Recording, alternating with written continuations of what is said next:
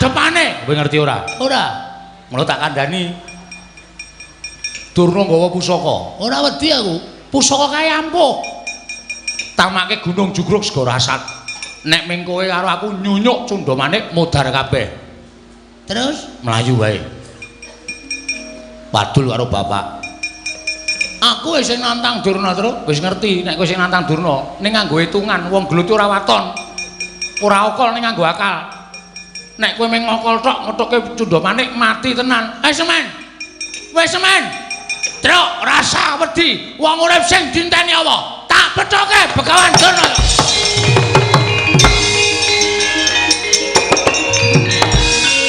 Asemi ra nututi to kowe?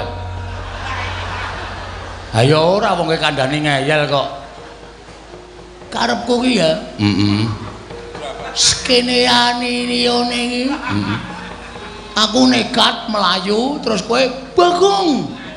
Ngoyak aku tok candhet meneh gong. Aja kaya ngono. Aku tresno karo kowe. Dramatike nang kene iki terus. Adegane nang kene iki. Wah, wis ora masuk. Ana kok arep maju-maju aku tak wadul bapak. Oh ya tak wadul bapak.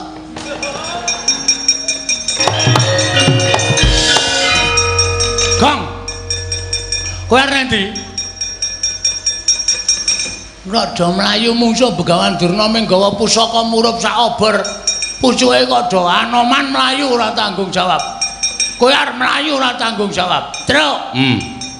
Mbelani wong tuwa iku kudu tata nyawa. Tak adepane. Kowe ngerti ora? Ora. Mula tak kandhani. Durna nggawa pusaka. Ora wedi aku. Pusaka kae ampuh. Tamake Gunung Jugruk Segara Asat. Nek ming kowe karo aku nyunyuk Cundha Manik modar kabeh. Terus mlayu wae. Padul karo bapak. Aku wis sing nantang Durna terus, wis ngerti nek kowe sing nantang Durna ning nganggo hitungan wong glutu ora waton. Ora okol ning nganggo akal. Nek kowe mung ngokol tok ngethuke Cundha Manik mati tenan. Semen. Wis semen. Truk rasa wedi wong urip sing dinteni apa? Tak pethoke Begawan Durna.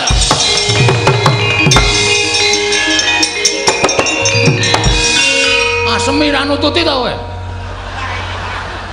Ayo ora wong kandhane ngeyel kok. karepku ki ya. Skeneane liyane iki. Aku nekat melayu terus kowe bagong. Ngoyak aku tok candhet meneh gong. Aja kaya ngono. Aku tresno karo kowe. Dramatike nang kene iki terus. Adegane nang kene iki. Wah, wis ora masuk. Ana kok arep maju-maju aku tak wadul bapak. Oh ya tak wadul bapak. Aku tak omong karo bapak nek durung nggo pusaka. Aku ya omong nek bapak nek durung nggo pusaka. Aku apa ngetutke? Wadul bapak. Ora maju. Mudar tenan. Akhirnya sadar. Ket mau. Aku mau melayu nek ora tututi aku menggok perapatan kono liwat desa balinane bapak kok. Ora dupak raimu modar kowe. Wis ayo wadul bapak. Yo.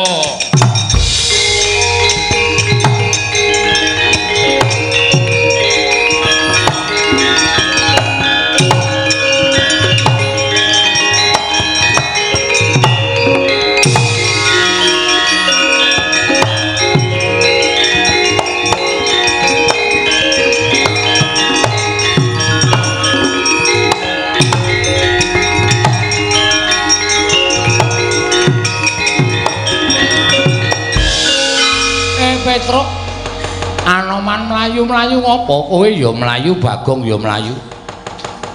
Matur sanipun Bapak tiwasan Pak niki nek sampean ora mlayu iso dipeksa Begawan Durna Bapak diboyong teng Ngastina sebabe Durna mbeta pusaka saka lima wujude panah bedore kaya dene cucuking manuk ning murup sak obor.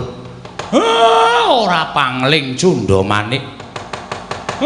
Lah piye Bagong kowe nandingi Durna wani apa ora wong sing nantang mau kowe? Pangestunipun bapak kula nggih ajre, Pak. Wedi. Ajre. Wedi karo Cundha Manik.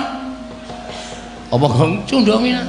Cundha Manik. Cundha Manik sing panah bedore Ndasmana murup sak obor. Bidore apa, Kang? Ndas manuk. Aku jane ya duwe lho, Tru. Iya. Ning kalah karo Cundamanik. Heeh, nggon aku ora ana cahyane kok. Nggon aku biru erem. Dapure ora. Jenenge apa nggonmu? Ya nganggo cunda. Oh. Cunda mondo. Cundamanda iki rak meng kling-kling ngono kae. Nek duwe pusaka mbok dipethuke Bagong. Ora aku pethuk, Pak. Dheke perapatan ngetan, aku perapatan ngidul. Wis rasaku ki ana omong kene tengok karo Anoman kene. Heeh.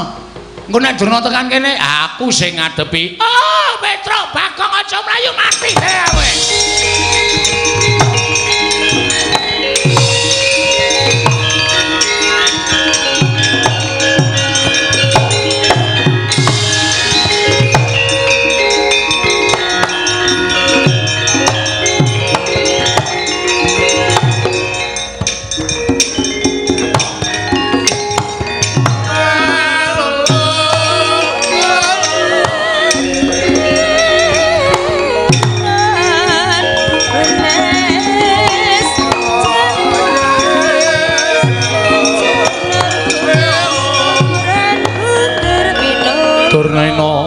Panalinganira lumajaring ratri linenggak jangganira kapisanan haneng perang Bratayuda.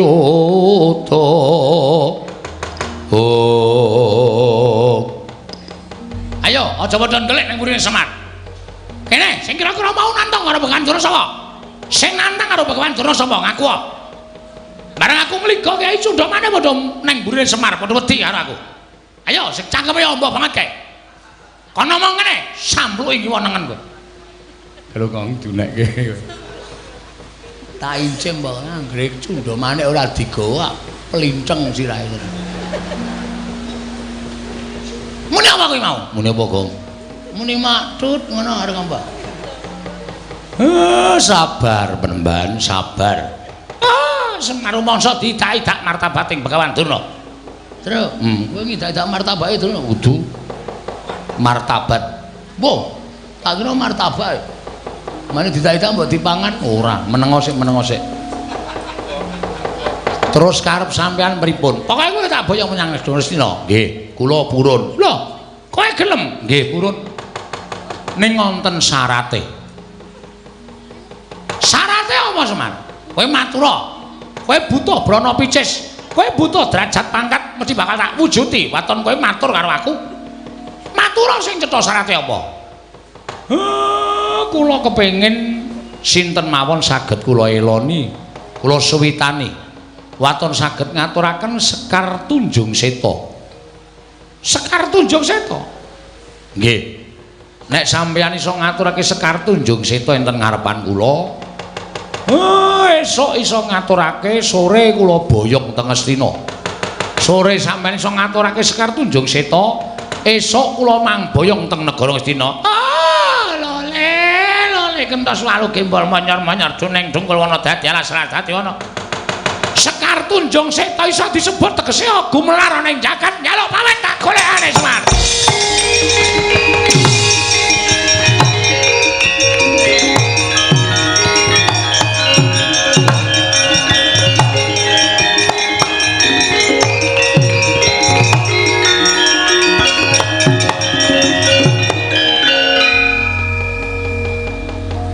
Anoman wonten timbalan Kyai. Ngopo kowe? Menapa kula nggih kedah ngaturaken menapa sampun paduka ngendikaaken Semar ora kena banci ndemban siladan. Matur sinuwun Prabu Rama Wijaya, nek iso ngaturake Sekar Tunjung Seta aku mesti sowan ning Pancawati. Terwaca dawuh panjenenganipun Kyai Semar kula nyuwun pamit wangsul dhateng Pancawati. Ya sing ati-ati sungkemku katur sinuwun Rama Wijaya duri ngestaken dawuh. Kilura Petruk nyuwun pamit. Hati-hati ya manah ngaturke panuwun. Nggih. Wis bantu karo Karang Kadempel. Nggih. Dawa sami-sami Kilura.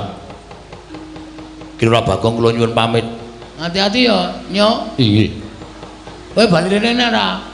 Inggih kula temtu wangsul mriki menawi pikantuk Sekar Tunjung Seta.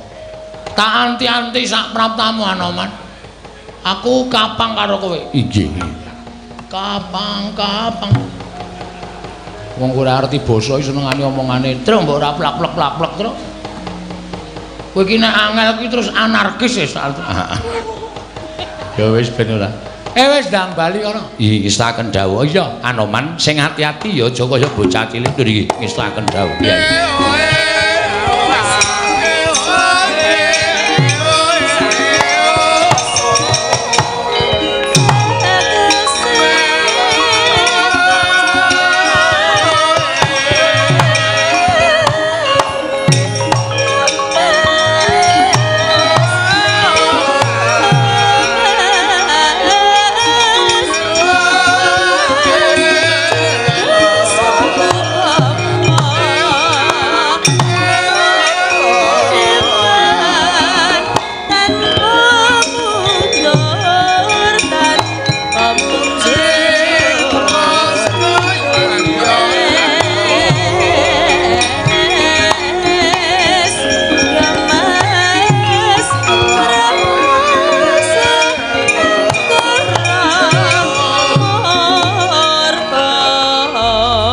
Kiri kata tian Gatotkaca kinon mapak karka suta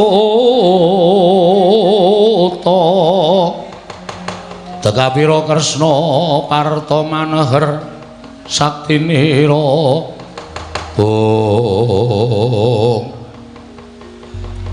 apa aku ya kudu kaya mengkono Siwa Semar Den kula rak wis matur sadurunge kula matur kalih Begawan Durna sampeyan kula jak jagongan enten wingking wau kula wis matur kalih sampeyan kula sago dipun boyong dhateng negari Ngamarta ning watandara-ndara kula Pandhawa saged ngaturake Sekar Tunjung Seta mengkono Siwa Semar nggih nah yen to para punden Pandhawa ora percaya marang ature Gatotkaca sampeyan sowan teng Ngamarta kula kanteni anak kula telu Nala Garing Petruk Bagong supaya dipercaya dening para pepunden Pandhawa napa sing mang aturake kan pepunden sampeyan aku njaluk pamit Siwa Semar ngatos-atos Petruk nun melu ndaramu Gatotkaca nggih Bagong nun melu ndaramu Gatotkaca siap Garing nendi Reng apa dijak ndara Gatotkaca ngapa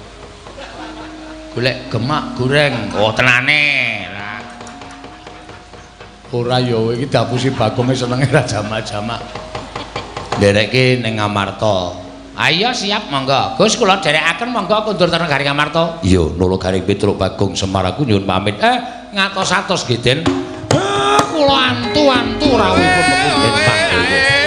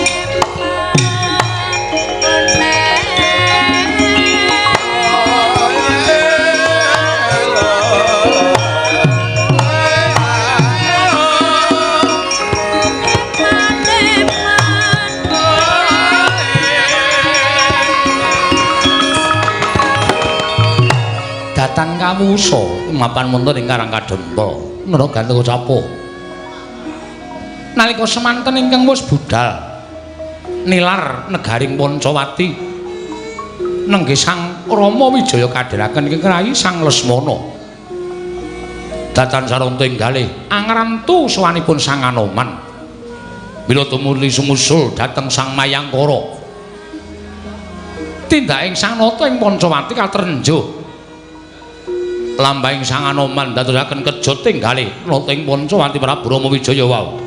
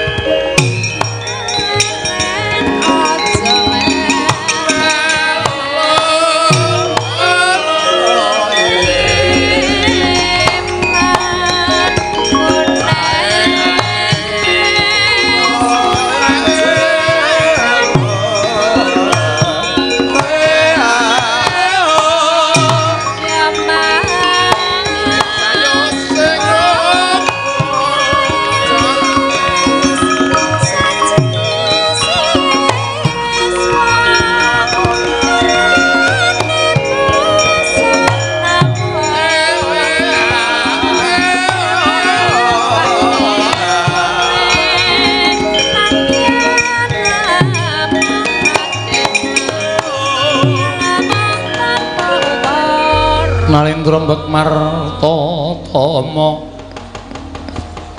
Manggiat Kurda kota kaping riksa kang pinarwasa ira wang-wang oh nun sewu sinuwun ngantos kejut raos sing manahipun ing abdipun Anoman dene dereng ngantos kula prapteng wonten ing gisiking inggih menika tanah Hindi lha kok paduka sampun malah pinanggih wonten ing papan mriki diwaji senggana kula wonten timbalan persasat kaya ngenteni sileming palwa gabus kumambang ing Sila Kresna nggonku ngrantu kelawan sowanmu nalika sira ndak utus paya ngupaya menyang endi lenggahing Kyai Semar tumuli panjenengan ingsun nganti kelawan kadang ingsun Lesmana ingkang wigati mung kepengin sumusul menyang endi papan ning si senggana nggone pinanggih kelawan Kakang Semar berkamaestu paduka kula sampun pinanggih kaliyan Kakang Semar banjur menyang endi lenggahing Kyai Nayantaka mapan wonten ing tanah Jawi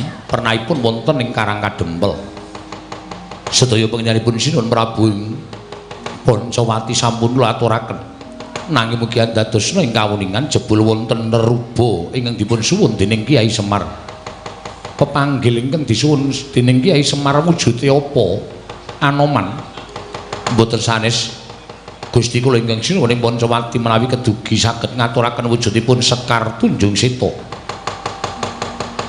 Kyai Semar badhe wangsul dhateng negaring Pancawati lan momong dhateng kula warga paduka Gusti kula ingkang sinuwun. Wujude apa Sekar Tunjung Seta sinuwun.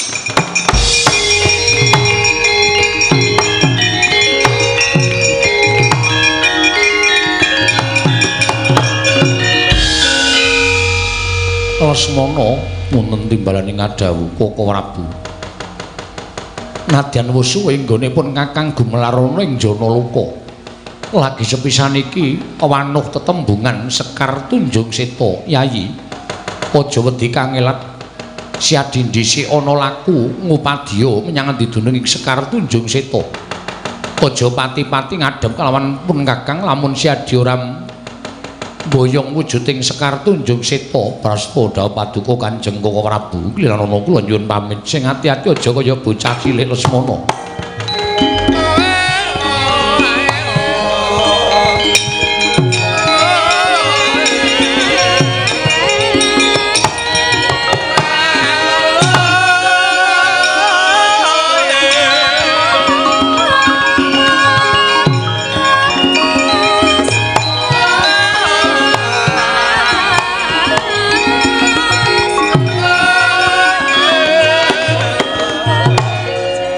Anoman wonten timbalan bareng kadangku Kyai Lesmana wis mungkur ninggal kalawan panjenengan ingsun melang-melang penggaling pun Kakang kuwi ninggal jejabang ning tepining Balumbang para paduka ayo padha ditututi lakune Lesmana adoh diceraki-cerak didoi nuwun ngestaken dawuh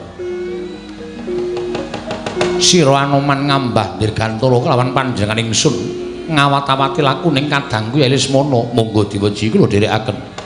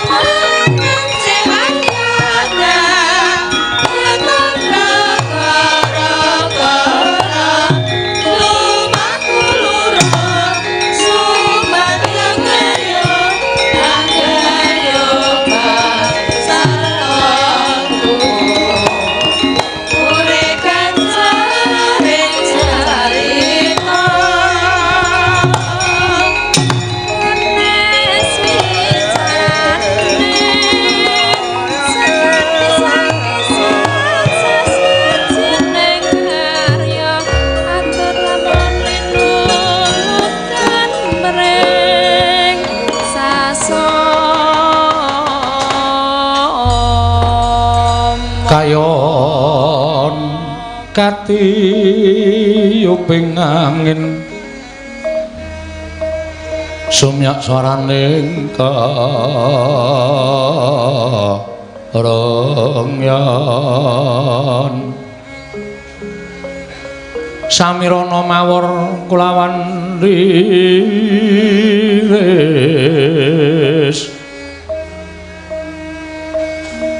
lumrang kandaning puspita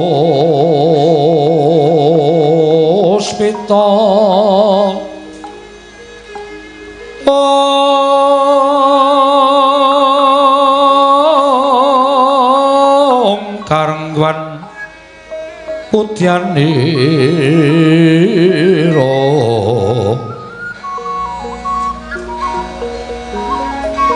sang trijo para brengeng lir swaraning matu pranta manungsung sarining kembang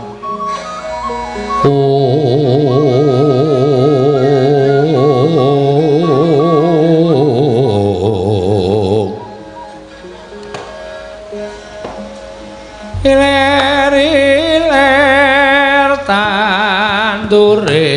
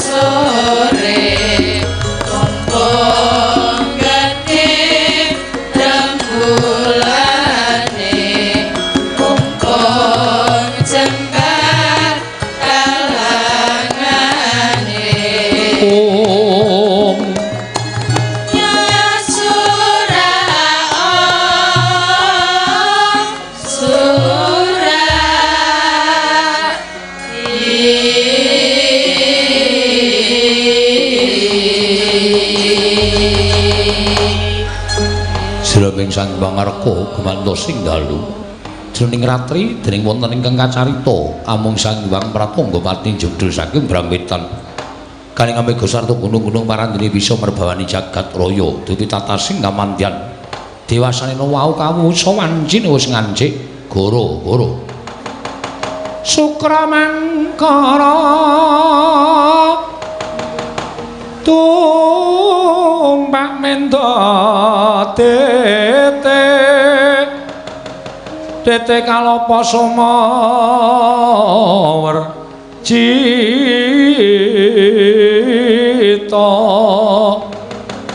anggara rakata putra maesa Respati mintuna eka dwi tricatur panca satsapta astana wadasa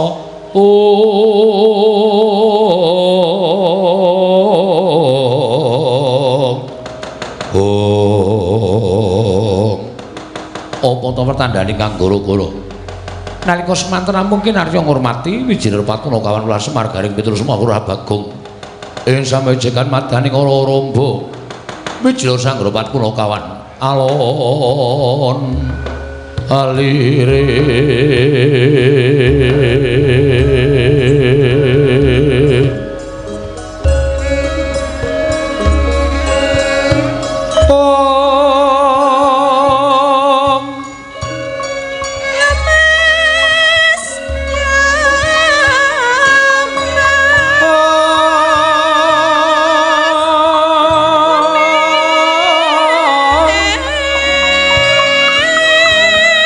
kirim-kirim kembang popong karate bang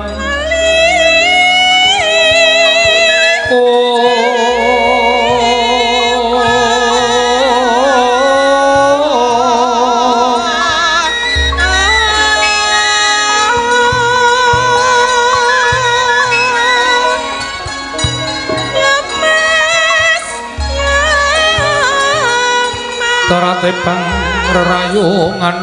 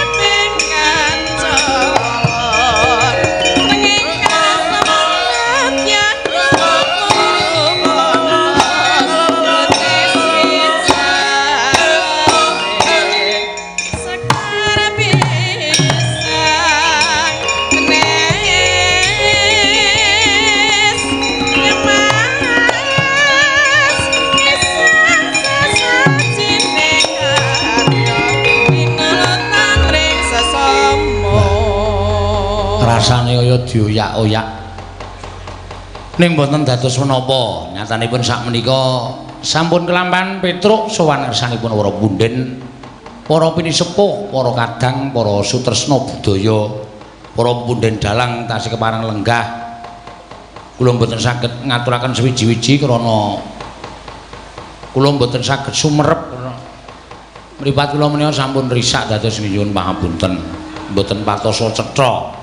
Ewadene kepareng rawuh kula ngaturaken genging atur panuwun ingkang tanpa pepindhan. Matur sembah nuwun utaminipun panjenenganipun Bapa Tumiyana ing sampun kepareng nimbali dhateng Petruk. Sak rombongan sowan wonten ing pendhapi. Mbayat mriki saestu mujudaken satunggiling kanugrahan ingkang mboten kados-kadosa kula raosaken. Bombong bingah ing tanpa pepindhan campur aduk dados tunggal. Matur sembah nuwun Patumiyana sampun pitados kaliyan kula ewadene anggen kula ngaturaken menika tasih wonten kirangipun lan damel cuwa penggalipun kula nyuwun pangapunten ingkang sakelangkung kathah. Dernyatanipun titah menika mboten mesti. Dadi kadang kala sok murup, kadang kala sok mlebes menika mboten mesti. Lan ugi matur nuwun para punden-punden mboten saged kula aturaken setunggal-setunggal. Piyambakipun Bapak Sadiwa saking DPR RI saking Pati nalika semanten ugi nimbali dhateng Petruk sowan dhateng Kayen Pati mriku matur sembah nuwun. Bapak pepunden kula tiyang sepuh kula Pak Kondang Sutrisna wajan seneng kura jamak-jamak. Bengi iki Gusti Benawa lan sedayanipun kemawon menawi dereng kepareng kundur kula ngaturaken panuwun tanpa pepindhan. Ket mau aku diojo-ojo karo Mas Gareng setengah loro rasa nggo goro-goro aku tak mulih. Wayangan iki komplite yo ngau goro-goro ora ketang ming seprapat jam ning paling ora yo dinggoni goro-goro. Nyambut gawe kok arep males-malesan lho. Ayo diniati pokoke. Nah, matur sembah nuwun. Ndak ming ijen ora ana kancane ngundang Bagong karo Kang Gareng. Kang Gareng wayang kulit karo Bagong wayang kulit. Kang Gareng wayang wong. Mengko gampang tak aturake engko nek kon ngenteni nek ana tembang-tembang sing pungkasan. Nah. Matur sembah nuwun. Kupluke barang wis dicopot barang anggap ora. Nyambut gawe sik kedep tasma aku nyawang selendang biru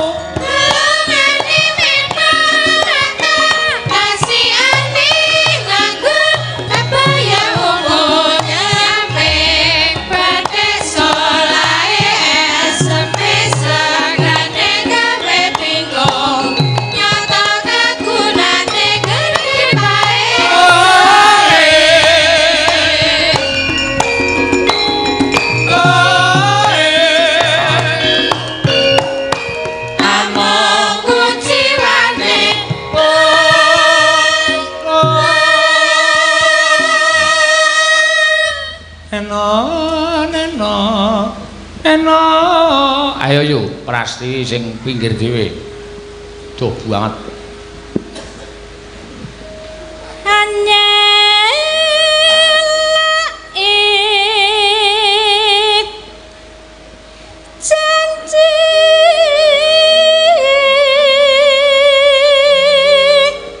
selendang biru selendang biru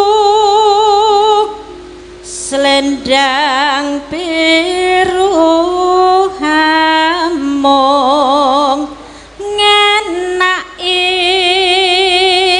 hati nora tekan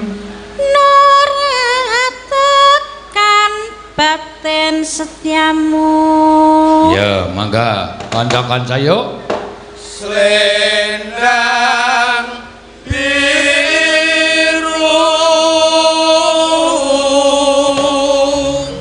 dawakan cerebek tatapono mangga tatapono janjimu selendang biru sing saya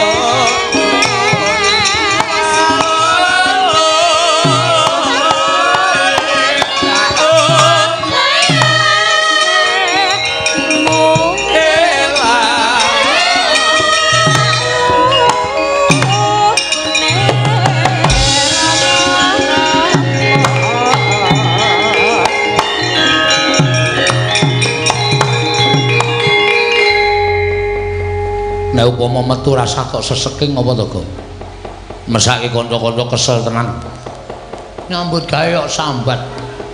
Nyambut gawe ra kena sambat. Sesek ngene iki malah justru kudu semangat. Ha iya. Sowan endi iki? Neng daleme Pak Tumiyana. Heeh. Apa urung terang to Gong udane iki? Ketoke urung ya.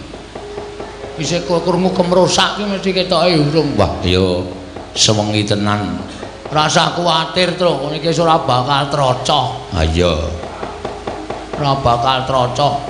Wis aman pokoke. Heeh. Neng nggon pendopo jembare ora jamak kaya ngene iki. Aku upama ndek kaya ngene iki ndah saya le atos suaraku ya, Tru. Wah, wis ngedapi-dapi Gong pokoke. Kowe ndek kaya ngene iki wis pokoke mbah aku ora iso mbayangke tenan. Omonganmu iki mesti glelenge ra jamak-jamak. Ngungkuli gleleng, sak ngungkuli gleleng ki apa? Ora ana. Untung kok Gusti iki adil ya, Tru. Heeh. Atumiyana piyaine lembah mana ndapasor. Iya. Aku sing suarane kaya ngene ra iso dikeparengake gawe kaya ngene iki. Gusti iki adil kok ndak tak paringi rejeki nganti iso gawe kaya ngene ndak suarane ngedap-edap. Awi agakku seminggu mati siji kok mesti, Tru. Mergane biru erem kupinge. Heeh. Kaya diantemi kae. Ha iya. Yo, karo tetembangan sing kepenak iki wektune ora akeh.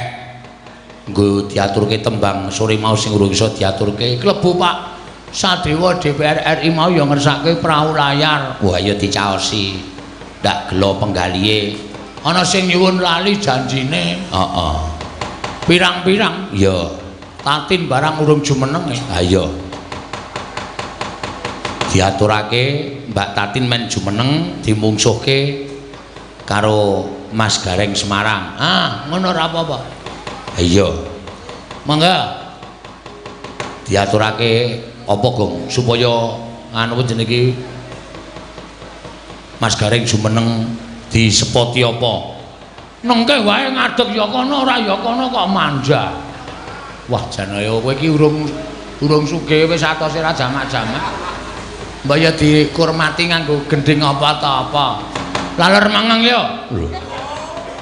Kok sedih Ora. Ayo apa ya? Tak aturake. Heeh. Oh, monggo. Moh. Heeh. Terlalu rame. Oh iya. Mbok ya mesem rengut pedae apa? mbak yang guyu susah bedae apa panjalukku tetep kok ing janji aja ewo aja tansah tuwa nadyan aku kok tansah la ing janji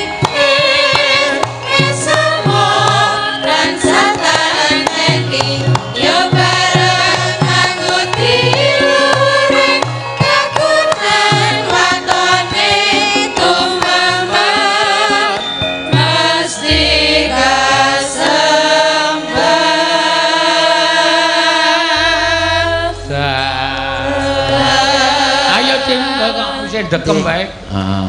Ditatin. Ha iki. Bocah suwe-suwe saya mempur. Ha iya, saya esuk ngene mempur meneh. Heeh. Kemebul. Sapa Tom? Awakmu ki lho, saya suwe kok saya lemu ora gedhe prihatinmu. Kan kudune kan piye prihatin ben cilik piye? Ayo ben cilik ki gampang. Piye? Piye Digawe ngenes. Lengen. Digawe ngenes piye? Apa lho kok ngematke kene terus ngapa? Oh, ora. Lah nek omongan iki mbok sing dimatke raine. Aku Kok ngematke liyane ngapa? aku seneng golek kecamatan kok. Lho wong pancen gareng iki mripate kira nyawang kono ketoke nyawang kene. Dadi aja salah tampa. Lono. Primau berarti kematke kene berarti nang kene asline. Yen ngematke kene asline tekan ndi. Lah iki berarti ngematke kono. Wong iki ngematke kene saiki. Oh ya aku tak kene wae. Aku rumahku tatin iki suwe saya nganu ya. Napa? Saya ketok metu aurane. Oh iya. Aurane piye toh? Aura iki tegese inner beauty-ne. Piye? Metu piye? Nyeremumuh.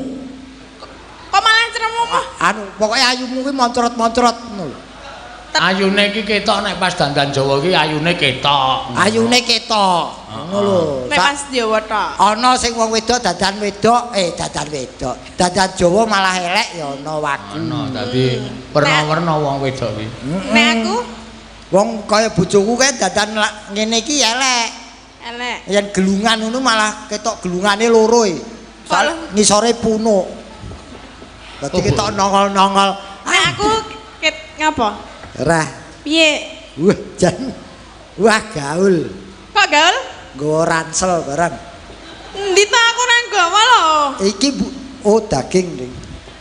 Lah iki aku tak nggo iki wis ra enak iki. Tes. Lah iki wis. Tes, Nah. tulis jelas. Gaung iki ra penak. Rapi. Piye kabare Tin? Alhamdulillah sehat, Lek. Soale ngundangnya Lek. Ngarep ngelik kena Makde ya kena. D. D. D apa? Heeh, jare meteng meneh kowe. Hah? Oh, urung iki. Burung. Urung dadi. Sing kabare meteng meneh sidene Pak Seno sing ndi? Kan? Si Ayu. Ayu. Oh, Ayu to. Oh, Ayu iki meteng meneh to. Nggih. Ya lagi arep saiki nek Ayu. Aduh. Iki ngapa lho kok ngemetke kono terus lho? Aku dadi risih ya. Aku seneng nyawang Apa? Rangsel. Ngopo? ora nyimpen neh siji. Hah? Ora duwe cadangan kaya Tatin. Ana. Tenane, Ana. Ning semper. Gelem pokoke. ora sudi. Ah, cocok karo sikilmu. Oleh arep mangan bingung. Iki lho kabele mbundet. Ora sik. Ya. Aku protes perkara Mas Seno ngomong yen aku ngarani aja ngaku goro-goro ki lho. Lah piye? Mau ra muni ngono lho. Aku lang prayogane goro-goro Mas Seno. Prayogane apa? Wong kowe mau muni rasa goro-goro ya, aku tak mulih gasik ngono. Ati ora tanggung jawab. aku ya serik ya tak anteni terus entene ora ngaku goro-goro ning Jakarta kae. Heeh ya kae ya. Dewas munggah. Aku tak simpen ning ego bekas pokoke kae. Ya salahe kowe dadak metenguk nang kono ya ngapa? Lha iki bareng tak anteni malah dikira aku ora ngaku goro-goro piye. Mbok aja gawe kowe seneng to yen aku ora ditimbali Pak Tumiyono neh. Hah? Seneng. Ah seneng apa kau kon sedih? Wong senengane kok tumbak cucukan Tin. Tin, Ngapa nang kene? Tin. Apa? Aku mbok ditembangke Tin. Tembangi apa? Niki dasare wonten pamundutan. Lho, kapa? Ki saka Pak Tukidi Subagyo, Kasaprima Indonesia. Oh, hadir di TKP saking Marakas Bekasi. Nyuwun gending Sri Uning sing nyekar Mbak Tatin. Sawer 300.000. Transfer lewat Mas Indra. Oh iya, Mas Indra iki sing nyekel streaming. Kunjuk Bapak Tumiyono saha Bapak Juwardi CPI. Oh iya, matur sembah nuwun. Yo. Sri Uning Tin. 300 nyuwun Mas Indra. Ya. Nggih. Yo. Diaturake. Ngapa, Lek? Ya kowe. Ya karo jenengan to. Aku goleki Pak Narno pun kundur to Pak niki. Oh, nggih. Dereng nembang kok pun kundur Pak Narno. Oh. Kowe yen pengen pirsa rusmane kene ya Pak Narno kuwi. Oh, nggih. Mangga Mbak Tatin. Putri kang sulistyeng warni. Wah, jan. Kaget aku lho, kupinge budek kok. Mbok ora get-geti ngapa ngono lho? Aku ki gumun. Lah ya ora pas nang kuping. Wah, Konjo arep nang endi? Lah jare kuping ra entuk golek bokong ngamuk. Ya karepe arep ngisor terus lho kowe iki. Aja get-geti. Mong seneng angel men to. Ayo lho deg-degan ngene lho mak duk-duk ngono. Endi? Iki. Kene lho mak deg-degan. Heeh. Ngerti po? Iya. Ketok po? Heeh. Lah ana ketapel. Ngen kene. Ora tin ora. Ora. Halus wae. Srining mustika tuban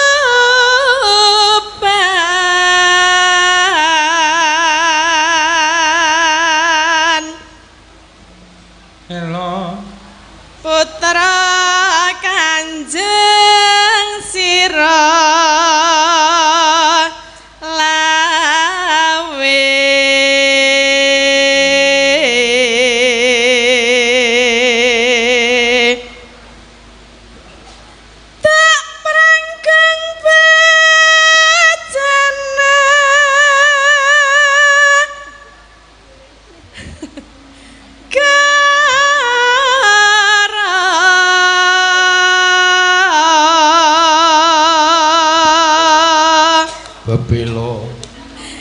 Bebelo Wiratmaya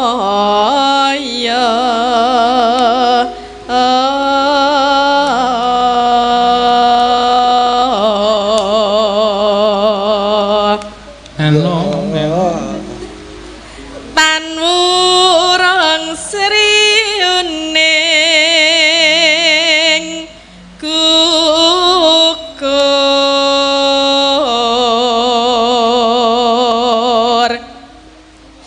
dadi mustikaning tuban.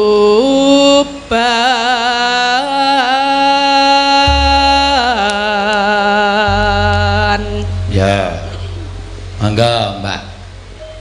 Enone srihaning mustika tuban labuh tresna lan sabaya pati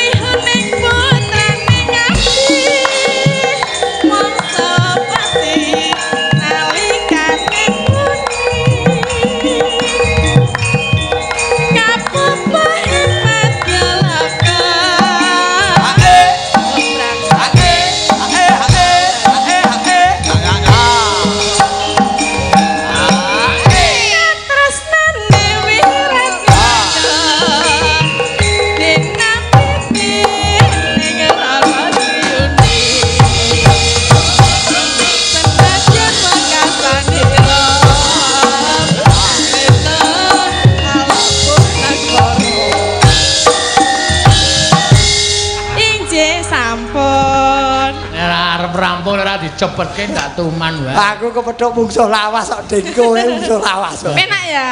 Enak kowe nembang tok sing joget ya munggah-munggah kok. Lah yang kene nembang kene joget nah ya wis cocok. Oh ngono ya. Iya. Dadi aku sing polah, kowe sing nembangke. Heeh. Wah. Lah Iki sing jenenge serasi lho aku kartatin ngene iki. Lah nggih. Ha ngene kok arang-arang ngejak aku banget. Sapa? Ora kono kok. Niki sampun. Sampun, matur suwun. Ya. Wis ya, Lek. Ya Ki susulan meneh to. Waduh ayo piye arep rampung nek ngene iki ya rek. Ayo di anu aturke mboko siji. ora apa-apa, gara-gara bubar 4:30 ora masalah. Kuwi sing ngakon sapa kuwi ngono kuwi? Lah kok jare susulan terus. Lah iki ana sing urung diaturake kok ndak gelo penggalihe. Pak rawuh. Pak Narno rawuh. Oh, nggih monggo.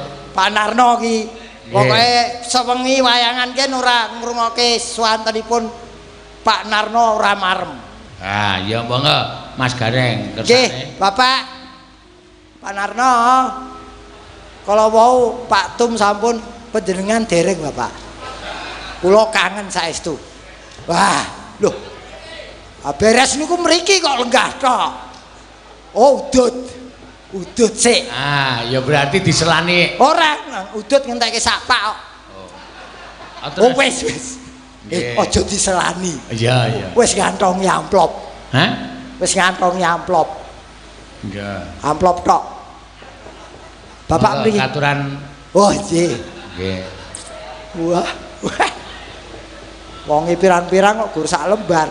Mriki, Bapak. Ya, monggo. Mriki, Pak. Pokoke anggar sing arep nyawer tak goleke dalan. Niki. Rata. Nika Bapak. Beres Mas Gareng. Siap. Sik aku dititipi kok sing Mbak Tatin sing ndi? Non, Mbak Tatin sing pundi? niku Jenengan dititipi kakangku lho.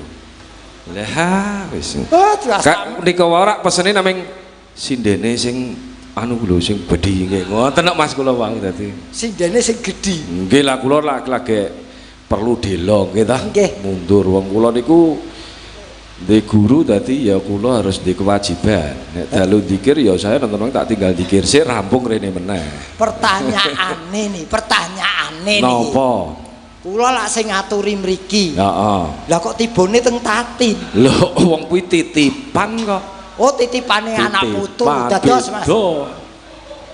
Titipane Pak Tumiyono niki. Nggih. Kangge menghargai Tatin nggih Pak. Leres.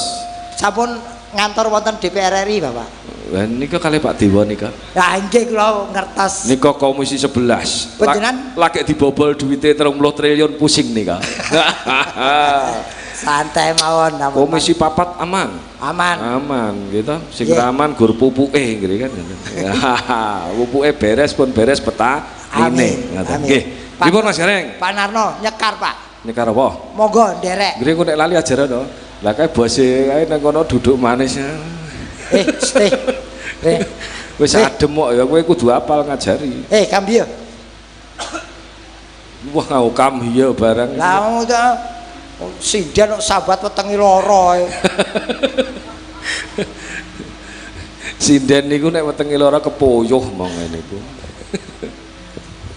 Sendika dawuh, Pak. Nggih, pripun? Sehat Mbak Ika? Mboten patek. Oh, mboten patek. Lah napa teke? Lek gareng kok digawe-gawene lek gareng ndek wau Pak kula. Sabotase niku wau kula manteng mriku niku akhire wetenge kula niku les-lesan. Oh, ngaten. Dahare sekedhik mawon. Nggih. Kula niku ming amak-am nika to, Pak. Oh, ngaten. Iki kok kabeh-kabeh kok tibone elek aku to. Mau kowe aku saiki aku. Aku saiki wis ora kok. Ora piye? Kita apik-apik nek saiki yakin wis. Oh, apik-apik meh dibarke jam 3 kok. Nggih. Monggo Pak, Bang napa? Bawa kulon Mbak. Oh, siap. Mungkin Banyumas Cilacap nggih ta? Siap. Dari arep Klaten ya Banyumas. Gitu. Mula bojoku sok ngrayu nek turu. Sesuk piye lho anggarane nggo Klaten aja lali ngoten. Lah wis tenang kuwi. Anggaran bojo beres. Beres. Sing sikian seringe nang kulon, Pak. Dadi bahasane ngapak baen. Urung iso. Ya sedidik-sedidik mengko bisa teyeng suwe-suwe. Iya teyeng kok disit ngono dulu aku nek kok disit apa ya? Bae kok dhisik nek kono nganggo T, kene nganggo K kok ya nggih ta. Nggih. Monggo. Raden Arya Werku Dara. Lek jos. Kok ora isen to lek gur meneng Werkudara fragmen. Kok gur meneng ae plonga-plongo. Neng kene dibayar gur plonga-plongo. Mati mek. Kowe karo sing bayar malah galak kowe to, Kak? Lho, lah iya kudune iki ya perasaan ning kene iki dibayar. Kenapa Narno iki ya nembang, kowe gur plonga-plongo. Ngopo gedang kuwi? Jare kon peragaan. Lah kok melar mangan gedang? Ayo ki Werkudara nganggo kuku. Oh, nggo kuku. Kene tak pernahke. Apa, Kak? Lah jarean nggo kuku. Nyo. Kok gur cilik. Lho kok ora mbok ganti gedang goreng sisan. Wong ki gen ana kulite gen ra lunyu kok. Nyo, panganan tin. Wis pangan tenan nek tatin. Ya.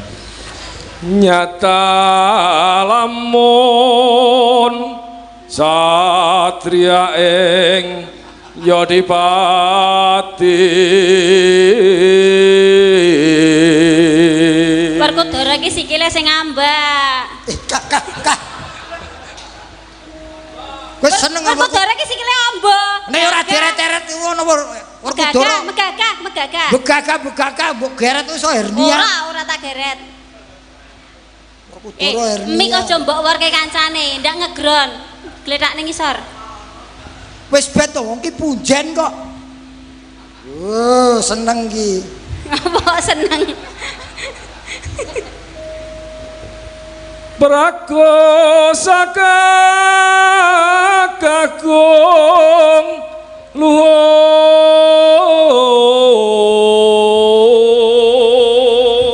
Wah.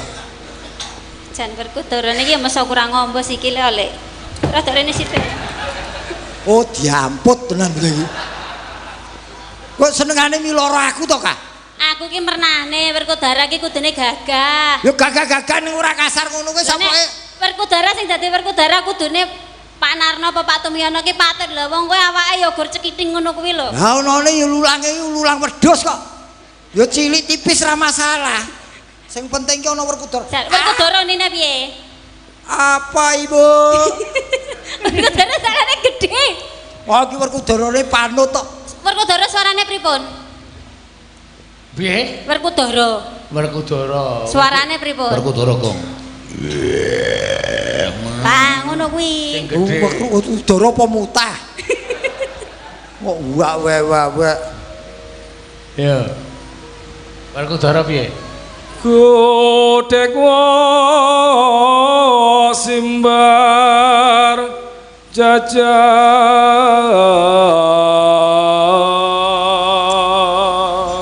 Semi gedang iki ra mbok Yen ngendika gerang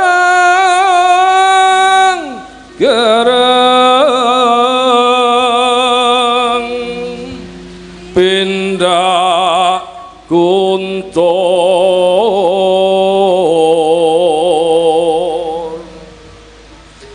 dasar satria prawira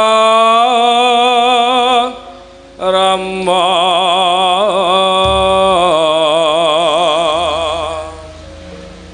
eling kula eling gunungane Senapati.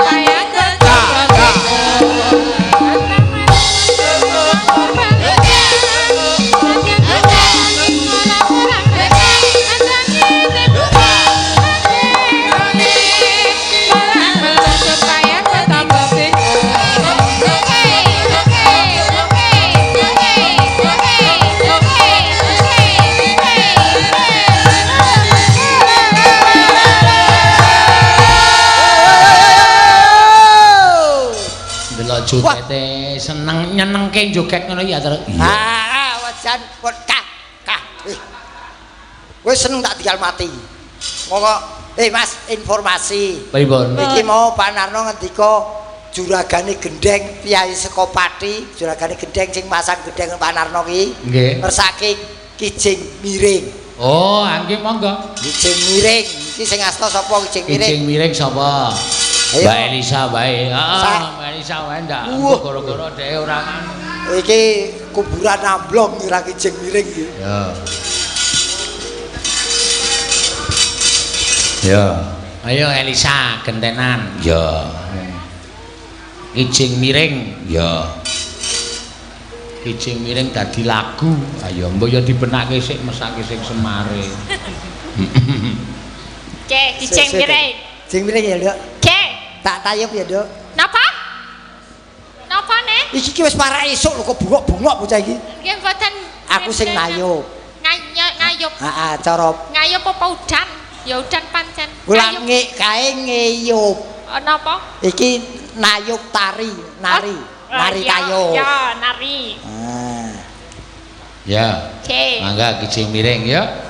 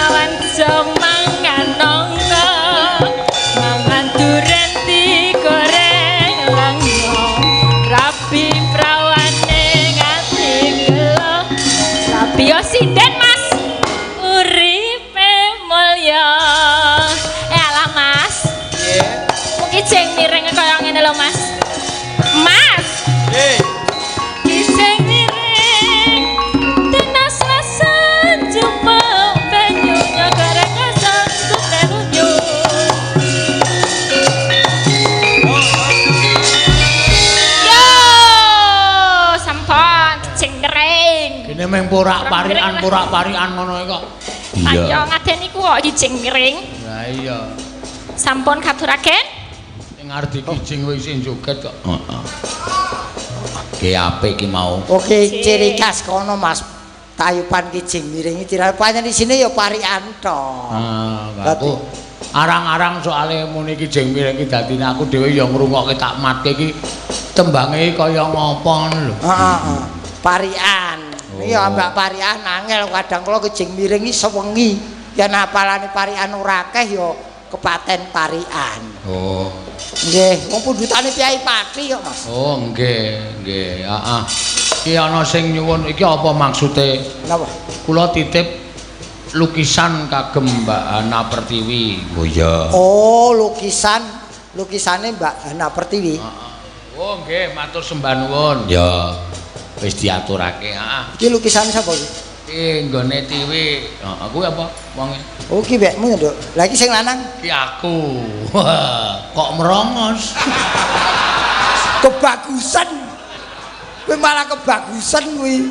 Ora ngono apik ngono kok kuwi senengan. Apik kuwi. Ah, itu lukisan nganu e, potelot e. Ah iya, wah. Edane kete menceng. Heeh. Ya iso ora apa-apa, matur sembah nuwun. Wah, dipajang sesuk. Iya. Ah, dipajang terus kei kembang. Atos suarane. Ngungkuli watu ya. Lah kepiye? Lho kan ketok asri ngono lho.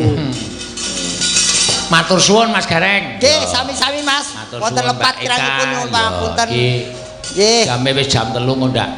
Nggih. Bubar kawanen. Ya. Ya, ayo di sowan nderek Ndara Garukaca ning negara Ngamarta Toga. Heeh, engko ndak dukane Ndara Garukaca. Ya yo. Janing yaning talaga kati langit oh